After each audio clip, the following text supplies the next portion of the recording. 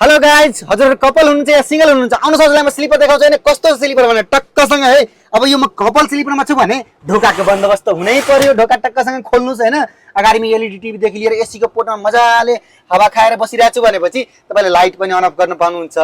Charging पोर्टको पनि बन्दोबस्त छ। टक्कसँग यहाँबाट तपाईले मोबाइलको चार्ज गर्न सक्नुहुन्छ भनेपछि अब स्लिपरमा कपल भइसकेपछि त छेउमा झालको भ्यू त हुनै पर्यो। तपाईले ब्ल्याङ्केट देखि लिएर झाल पनि टक्कसँग खोल्ने लगाउन पाउनुहुन्छ भनेपछि ढोका त मैले भनि नै सके। सो आजै गएर घुमेको एप डाउनलोड गर्नुहोस् र मजाले आफ्नो सिटलाई सुरक्षित गरेर काठमाडौँदेखि बुटवल दाङ हुँदै जाने गाडी हो भनेपछि तपाईँले दाङसम्मको टिकट मजाले अम्बेडकरको डेलिसा फोरमा बुक गर्न सक्नुहुन्छ।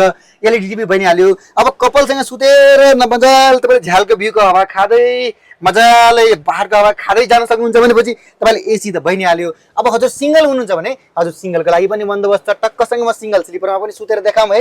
टक्कसँग सिंगल स्लिपरमा पनि तपाईँले झ्यालदेखि लिएर होइन एलईडी टिभी दियो होइन, तपाईँले यहाँ एसीको पोर्ट दुईवटा दिएको छ भनेपछि तपाईँ एक्लै हुँदा पनि ब्ल्याङ्केटको अवस्था हुने गरी तपाईँले एसीको हावा खान सक्नुहुन्छ भनेपछि तपाईँले चार्जिङ पोर्टदेखि लिएर एक्लै सिंगललाई पनि हेपा छैन है। सबै कुराको बन्दोबस्त छ भनेपछि तपाईँले ढोकाको पनि बन्दोबस्त छ। भले लास्टको बेलामा चाहिँ ढोका पाउनुहुन्न, तर योमा चाहिँ ढोका पाउनुहुन्छ। मजाले यात्रा गर्नुहोस्, गोमाइकी एपसँग टिकट बुक गरेर र यात्रा गर्नुहोस् काठमाडौँदेखि दाङ बुटवल होइन। मजाले सुतेर यात्रा गर्नुहोस्। धन्यवाद।